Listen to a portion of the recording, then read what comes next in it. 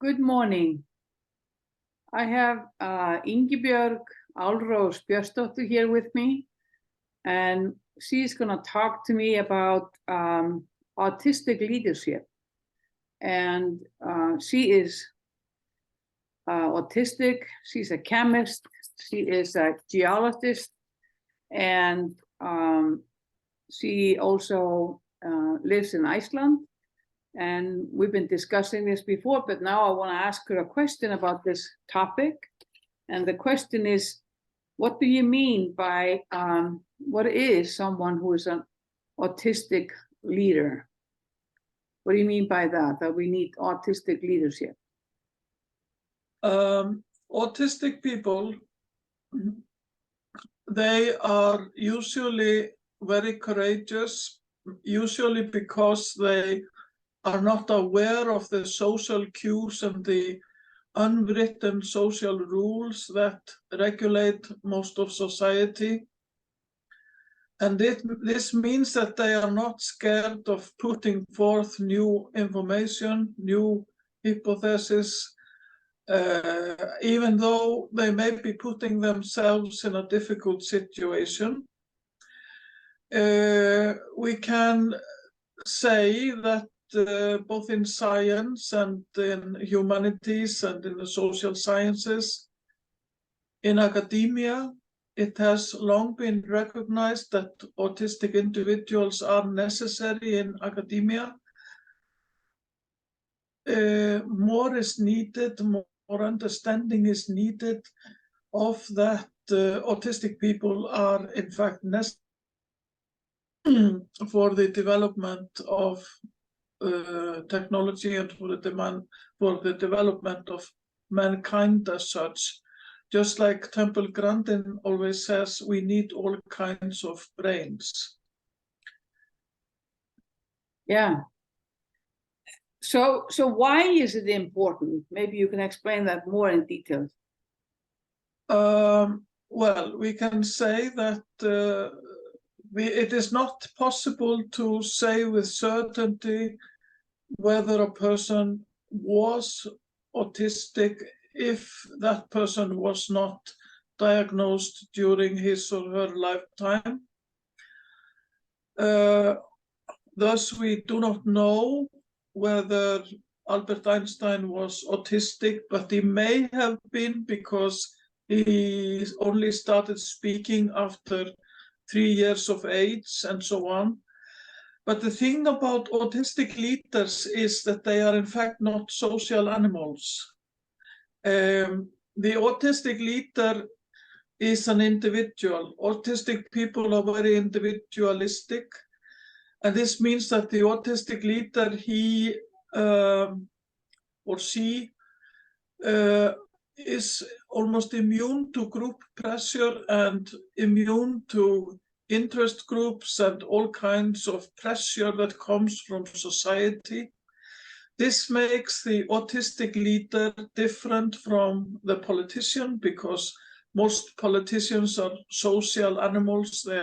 Most politicians are group persons. They understand group dynamics very well, and they go from one group, from one political party to the parliament where there is another group, and they go from one group to the other all the time.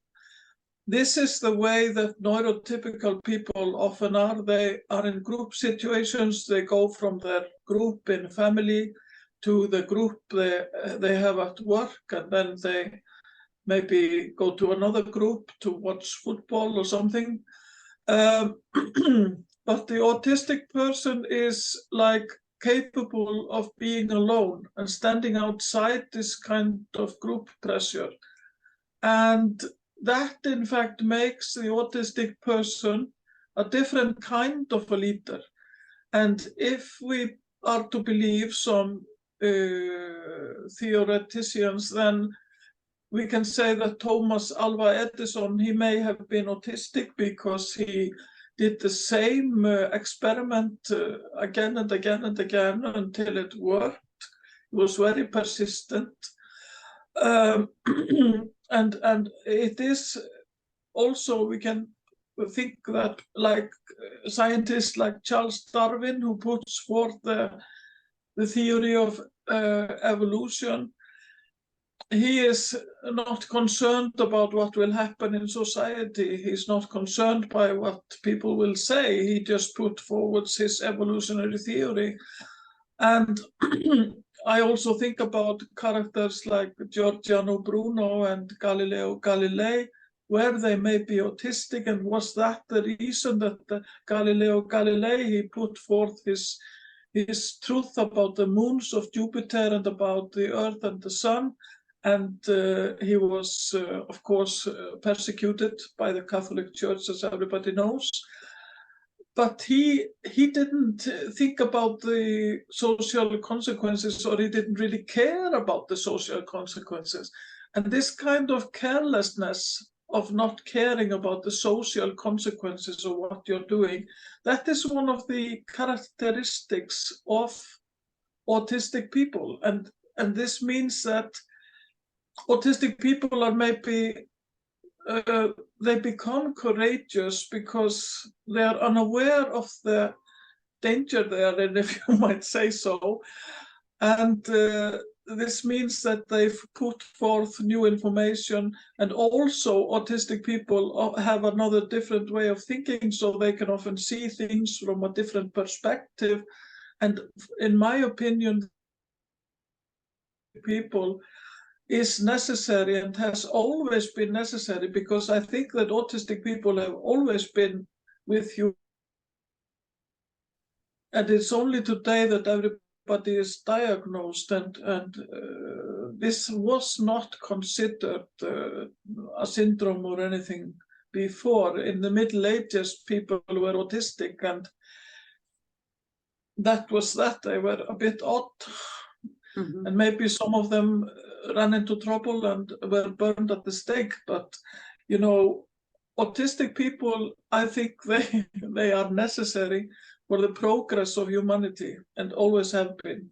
Mm-hmm. And we need all kinds of brain, all kinds of people, all different types, and we need different ways of being, really, mm-hmm.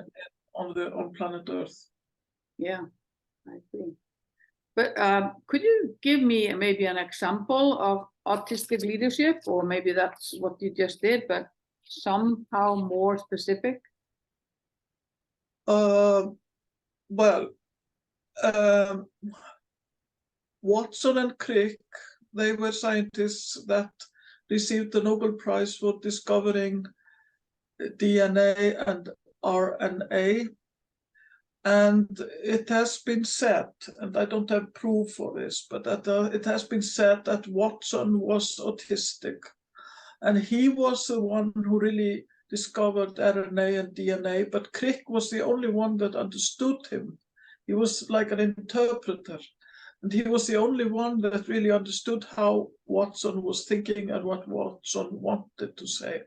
And sometimes we autistic people, we need interpreters. We need somebody who understands what we are saying. So Watson and Crick, he sort of helped Watson to write the scientific papers and the things that they needed to do in order to draw attention to their discovery. And this is just an example how neurotypical people can help autistic people to excel in some fields. And also, I think it is very important to allow autistic people to blossom in their main fields of interest.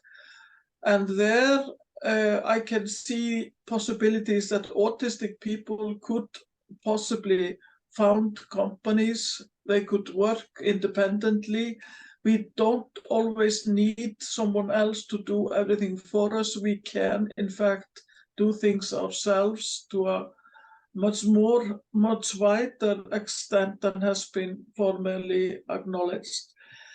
And like if the relatives or the families would stop looking at the autistic child or the autistic relative, stop looking only at the disability. And if you start looking at the strengths of the person instead of looking at the weaknesses, you start realizing this person could actually bloom, like making animated series of characters, you know, like cartoon characters, or some kind of, you know, many autistic people are master drawers, they draw masterfully.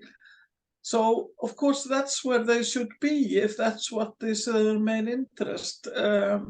So the thing is to support your autistic relative so that the autistic relative can blossom in his or her main interest.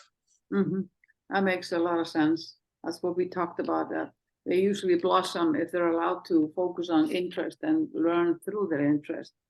Yeah, so they could have an entrepreneurship through that high interest and make a work or job out of it, or living out of it. Thank you, Yeah. Ingibjorg. Thank you, Ingibjorg. This was a short version. We can add more later.